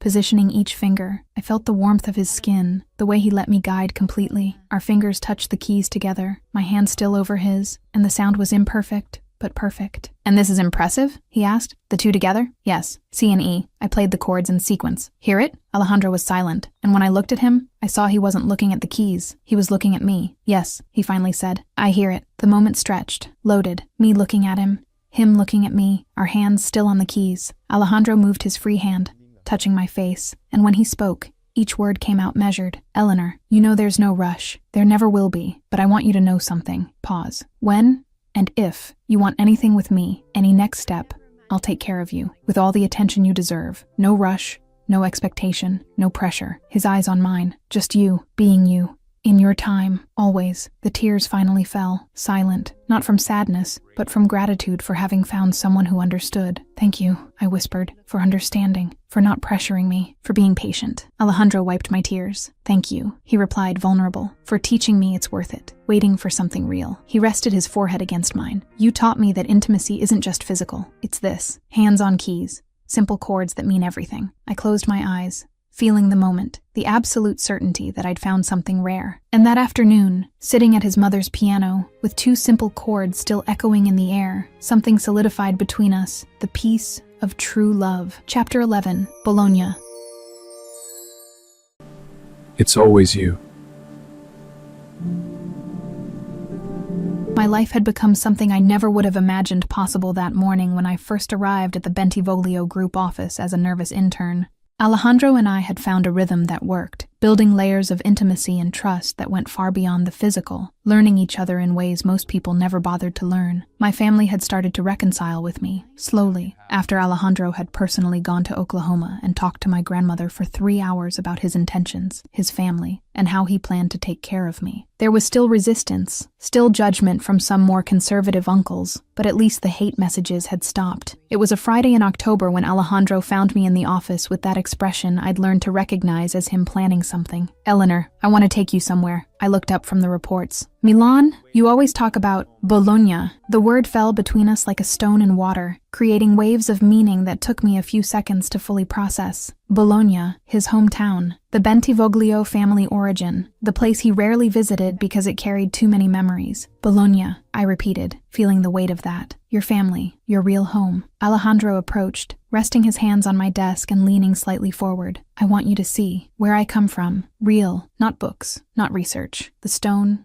the air, the afternoon light that Renaissance painters tried to capture for centuries. He paused, and there was something vulnerable in his eyes. I want to show you what shaped all this, he pointed to himself, so you can decide if you want this world, completely, without doubts. 3 days later, we were in a car leaving the Bologna airport, driving down narrow roads lined with vineyards and olive trees that seemed not to have changed in centuries. When we finally arrived at the old Bentivoglio family estate, I stopped at the entrance and just looked. It was exactly as I'd imagined from the books, but infinitely better. Medieval stone warmed by the afternoon sun, meticulously maintained gardens where climbing roses went up old walls, a fountain in the center of the courtyard with crystal water falling softly, living history, breathing in every detail. It's exactly how I imagined it, I whispered, feeling tears threaten from pure beauty. But better, much better. Alejandro was standing beside me, but wasn't looking at the estate. He was looking at me, watching my reaction with that intensity that always left me breathless. I saw something resolve in his eyes, as if my reaction had answered some question he'd been asking silently. That afternoon, he took me to the garden at the back of the property, where an antique piano was positioned near a pergola covered with wisteria. It was smaller than the one in the New York penthouse, clearly old but impeccably maintained. It was hers, Alejandro said simply, running his fingers over the keys without pressing them. My mother played here every afternoon when the weather was good. I sat on a nearby bench without saying anything, just waiting, and he began to play. The music that came out was different from everything I'd heard him play before. It was melancholic, but beautiful, simple, but deeply emotional, and I closed my eyes just letting it envelop me completely. When the last note finally dissipated in the wisteria-scented air, I opened my eyes and saw he was watching me. Who taught you that piece? I asked softly. My mother. His voice came out hoarse. She would have really liked you, Eleanor. I felt tears return, but this time I let them fall. Tell me about her? And he did. For 2 hours, sitting in that garden while the sun slowly set over Bologna, Alejandro told me everything. About the mother who played piano and laughed loudly and filled the house with flowers. About the father who loved her so much he became too vulnerable. About the 8-year-old boy who saw everything fall apart and swore never to feel that pain again. About how he became Don. About the price he paid. About the sacrifices he made. I listened to everything without interrupting, without judging, just holding his hand and letting the words come out after decades of being kept inside. When he finally finished, we stayed in silence for long minutes. Then Alejandro took a small box from his jacket pocket, old and worn by time. This was my mother's. He opened the box, revealing a gold ring with a sapphire in the center, simple but absolutely beautiful. She told me, before she died, that when I found someone who made me feel without fear of feeling, I would know, and I should give this ring to her. His eyes met mine. I know, Eleanor. I've known since that elevator, since that terrified and courageous confession. I know it's you. My heart was beating so fast I could barely breathe. It's not a formal proposal. Not today, he continued, his voice coming out soft. Today is a promise that this ring exists, and one day at the right time, in your time, I'll ask officially, but I want you to know it's you. It always was. Since, he smiled, and there was humor in his eyes, since the gray suit. I froze. You know about the suit? Willow told me, months ago. He was clearly enjoying my horror. I'm going to kill Willow. Alejandro laughed, loud and real and completely free, and the sound was so beautiful I couldn't keep pretending to be annoyed. I laughed too, through the tears, and then stopped, looking at him with all the certainty I felt. Alejandro, you can put on the ring. Now. The right time? I took a deep breath. Is now. I saw shock pass across his face. Eleanor, I came to Bologna, saw your origins, heard your story, know your world, and I love you completely. With all the purity I still have and all the strength I'm learning. I held his hands. So, yes, now. Alejandro took the ring with hands that trembled slightly, and when he started to slide it onto my finger, I saw he was really shaking. You're shaking, I observed, amazed. Apparently, he laughed humorlessly. You do this to me. Inconvenient. And then he kissed me, there in the family garden in Bologna, with the golden light of the Italian afternoon bathing everything around us, and it was the most perfect kiss we'd ever shared. 1 year later, the wedding was small, just close family and intimate friends in the same garden where he'd proposed to me. I was wearing a simple cream dress, the sapphire shining on my finger, and Alejandro was in a dark suit, eyes only for me. Willow had been crying since the ceremony started, sniffling loud enough to make some people laugh. I knew it, she whispered when I passed her, since the gray suit. Shut up, Willow, I murmured, but I was smiling. The vows were simple but profound. Alejandro talked about how I'd entered his life and returned things he thought were lost. I talked about stopping running and learning that love wasn't weakness. It was the rarest strength that existed. And when they declared us married and he kissed me in that garden full of history and promises, I felt like everything had finally fallen into place. That night, at the window of the room that had been his mother's, I looked at Bologna illuminated under the moon, the ring shining on my finger. What are you thinking about? Alejandro asked, hugging me from behind. That I almost didn't say it. In the elevator, almost swallowed it all back. But you did. I did. I turned to face him. And you didn't laugh, didn't reject. You hugged me. I'll always hug you. He kissed my neck softly. It's my favorite occupation. I laughed. More than being Don? Infinitely more. Pause. Eleanor?